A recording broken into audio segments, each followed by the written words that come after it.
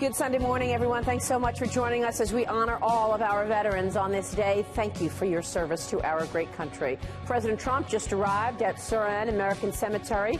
We will get back to the president's speech momentarily. Meanwhile, House Republicans facing a new reality in January when they shift to the minority. My first guest this morning hopes to lead the party in its new role, but he will face a challenge from Ohio Congressman Jim Jordan. Joining me right now is House Majority Leader Kevin McCarthy in this exclusive first time we've heard from you, Congressman, since the midterm elections. Thanks so much for joining us this morning. Well, thank you so much for having me, and especially thank you to all the veterans who provide the freedom that allow us to vote and all the service that provide all of our freedoms. And we are waiting on the president to make remarks from France. As soon as the president gets in place at that podium, we will take you back there live. But, Congressman, let me kick off the conversation first with your reaction to what did take place in the midterm elections. What do you think went wrong for the Republicans in terms of the House majority going over to the Dems? Well, Maria, if I can, right before we begin, I do want to thank all the first responders in California and all those firefighters battling all these blazes. As being a son of a firefighter, I just want to assure them all resources will be provided to make sure we take care of this fire out there. Tuesday night, we now face a divided government and a divided country. It's our job to put it back together again. There are a lot of reasons why some of these races were lost. I think we have to retool, part of what the Republicans said we needed to do. But a couple things happened that concern me as well. Money mattered in some of these races. Republicans were outspent by $150 million. Bloomberg spent, just in some of these California races alone, $8 million just in two that we ended up losing. And I have a little concern even with your own network, Fox. Calling the election at 6:33 when California and a number of 7 other states out in the West were still opened. Now we're finding from Utah and others that after the election, some of these returns are coming back not as people thought as the election was going forward. Did some people not vote because of that? We know this has been an issue for both sides. Back in 1984, there was a resolution passed in the House and Senate condemning these type of actions. We want to make sure everybody votes, and I always think that you probably should not call elections or a change in an entire Congress before all the polls are closed. And you mentioned that for sure a couple of times now. Let me ask you, Congressman, next week you've got the leadership races going on, first on the Republicans as well as the Democratic side. Are you expecting to lead your membership? Yes, I am. Listen. We had to fight to win this majority back in 2010. I was a big part of that. That was a much bigger hill to climb. I believe we can win this majority back. When you look at the seats that we've lost, more than 15 of those are going to be carried by counties or areas that President Trump carried. I look at what the Democrats' agenda is. What is it? It's investigating the president, trying to impeach him, abolishing ICE. America is too great to be led by such a small vision. And that's why I believe we will make sure that, one, our first agenda is to make sure we move America forward. Our second would be win this majority back. Well, it's interesting because the leadership on the left is very much what the leadership has been for a long time on the left. It is the same old leadership they had before.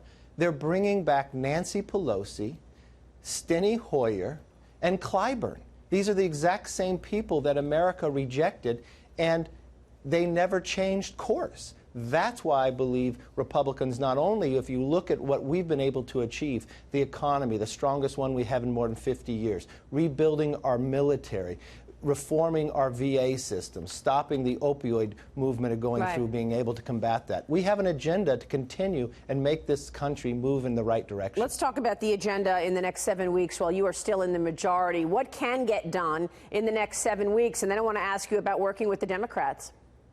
Well, first of all, we have a number of spending bills we have to get done. There are 7 appropriation bills. One happens to be Homeland, making sure we secure our border. We've got the Farm Bill out there as well. So a number of things we have to work together to be done before the change of government come the beginning of January. Well, you want to bring this bill to the floor on border security. Do you feel that you will have the votes to fund the president's border wall? It's always been the case in the House that we do have the votes to fund that. We've tried to change the immigration system. Everybody realizes in America this system is broken. Unfortunately, the Democrats in the last Congress, not one of them would vote for either bill, just as not one Democrat would vote for the tax bill in the House or the Senate that moved our economy to be the strongest in the last 50 years. That, I hope, will change as we move forward to be able to solve the problems that are still standing before us. There is a fear out there that retiring House Speaker Paul Ryan will push an amnesty bill in this next 7 weeks. Is that true? I have no fear of that. Paul Ryan is supportive of securing the border and making sure that we have an immigration system that works. Our challenge has always been on the Senate side. The Senate has not been able to produce the votes because of the way the Senate rules work, that you need 60 votes to achieve anything over there. That has been the challenge. Debt and deficit worries have certainly become louder. What about the spending package?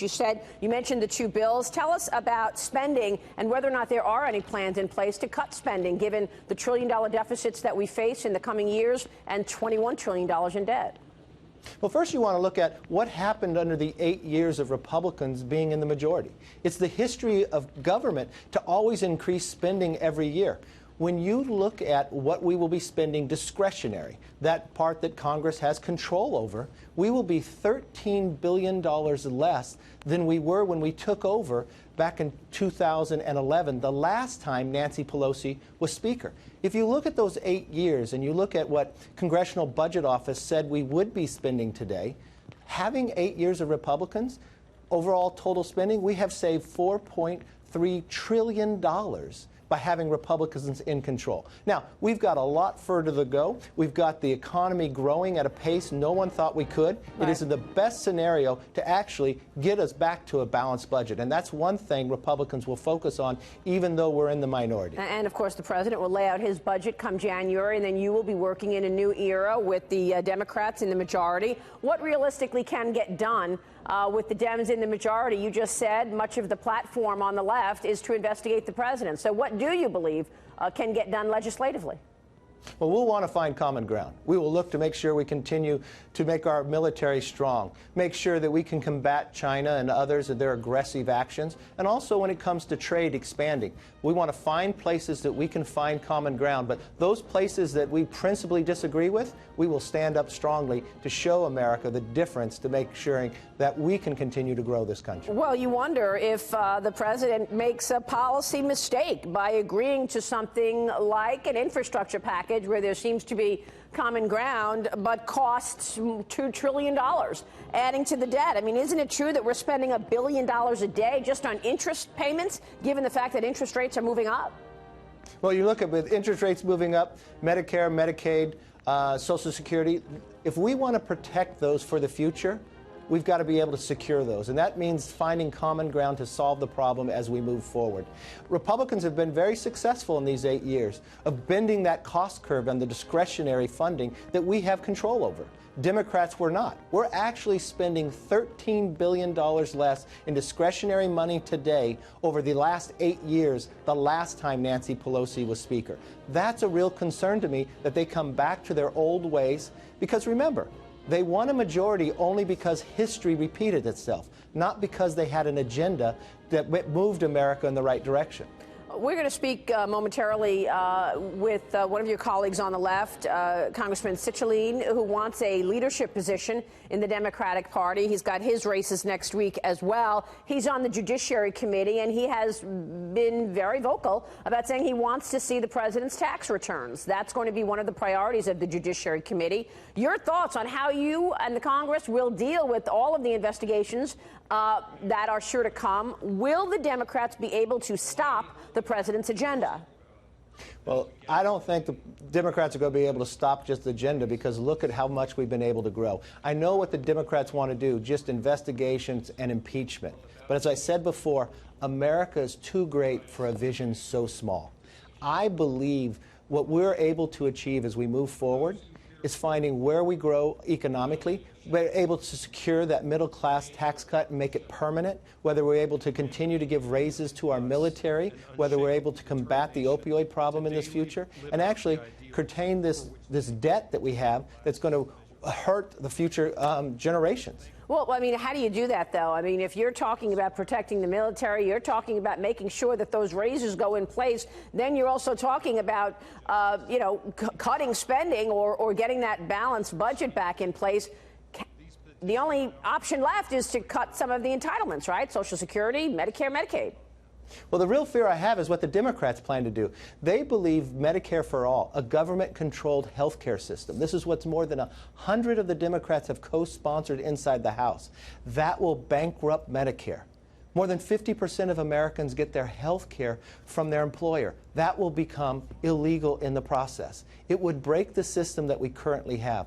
That is why it's important that Republicans continue to put forth their ideas to make health care a better quality at a lower price, that we'll continue to do this on a time and time again basis. Let me ask you about practicality in terms of the agenda when you are working with the Dems in the majority. You've been working on tax cuts 2.0. Does that go away at this point, given the fact that not one Democrat voted for your first tax cut plan? I don't believe so, because it's already passed the House. We still have a number of weeks in session that's over in the Senate.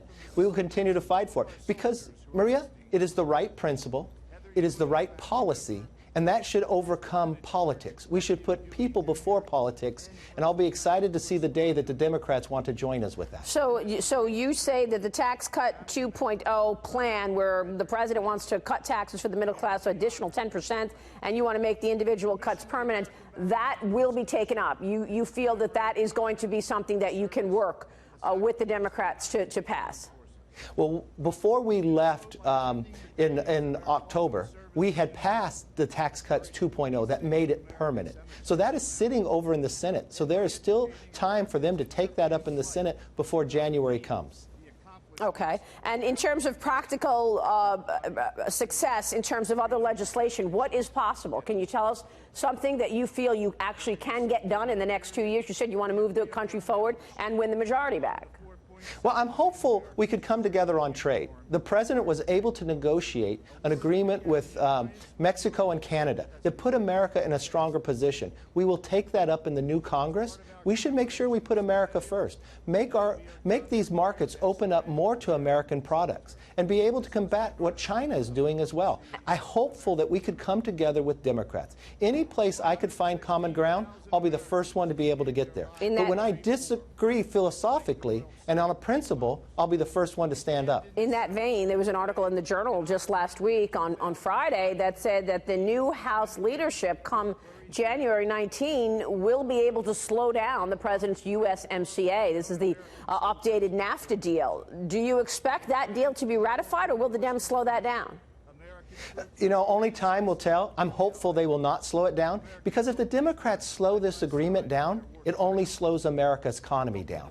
And I'm hopeful that they could put people before politics and look at what's best for America. More markets being opened up, more products of American made going into other countries, creating more jobs. Think about how many jobs we've been able to create with this new administration and the Republican Congress. I'm hopeful we can continue to grow. I'm hopeful that the Democrats change from their past ways and see the success that we have and continue along that same path. Well, it's interesting because the markets and investors and most people are expecting that deal to go through, given the fact that the president ended the year saying that he has a deal with Mexico and Canada. So that could be very disruptive if, in fact, that deal does not go through. What about a deal with China? When would you expect that? Well, I'm looking for the president is going to sit down with President Xi in China coming forward in the G20. I think that is very productive. If you look what's happening in China, as our market has continued to rise, as our economy has continued to get stronger, theirs has become weaker. And this is really by the leadership of President Trump.